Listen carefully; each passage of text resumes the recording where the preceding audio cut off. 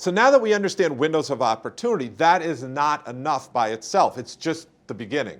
Now we need to understand the concept of triggers. The trigger is a specific action that we take that gives the customer an incentive, that gives them urgency, that's a forcing function to get them to move towards us in this window of opportunity to consider our product.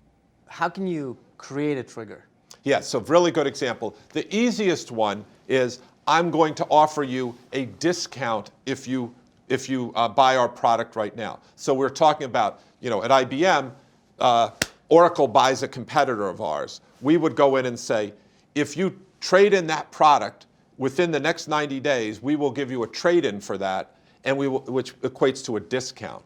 So you can say, if you sign up within the next 90 days, we'll give you a discount for that. That gives them an urgency to get moving. Discounting is not something that I like to do, but it's something. Why is that? It just cheapens your product. You want to create the feeling, the sense of value with them, and not that they're going to get discount.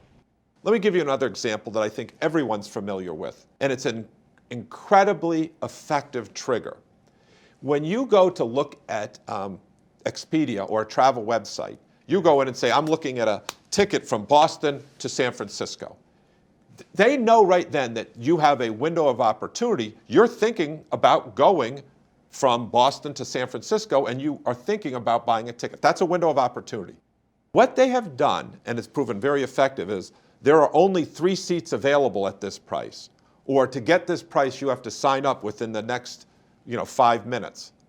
And that way, they have seen dramatic improvement in conversion rates for people who are in that window of opportunity. Let me give you another one that's been very, very successful here in Boston and with some of our former students, HubSpot. So they sell inbound marketing tools to help people improve their website.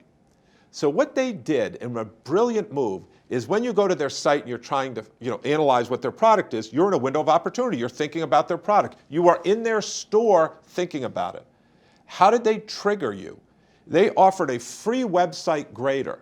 Brilliant, to say, Erdine, just tell me about your company, Ubiquitous Energy, and we will visit your website, and then we will email you a full score of what your website, how it rates. And you say, it's free, sounds good. What do I need to do? Oh, I just need to give them my email. That's fine, I'll just give my email. And then what they do is they have an automated tool that goes through your website, and you say, here's my email and here's my website I want you to know. They go through and say, you get a score of 82. And you say, I want to get a score of 100. And it says, here's the things that you need to do to improve. And they send that to you. Now, what's happened here is you are considering their services. They are now pulling you into them. And they're saying, here's the things that you do well, here's the things you don't do well. You are starting to develop a relationship with them. And they are starting to show you some value very, very quickly. So that's an example of a window of opportunity and being exploited by triggers for travel as well as a business one. That's very helpful. Mm-hmm.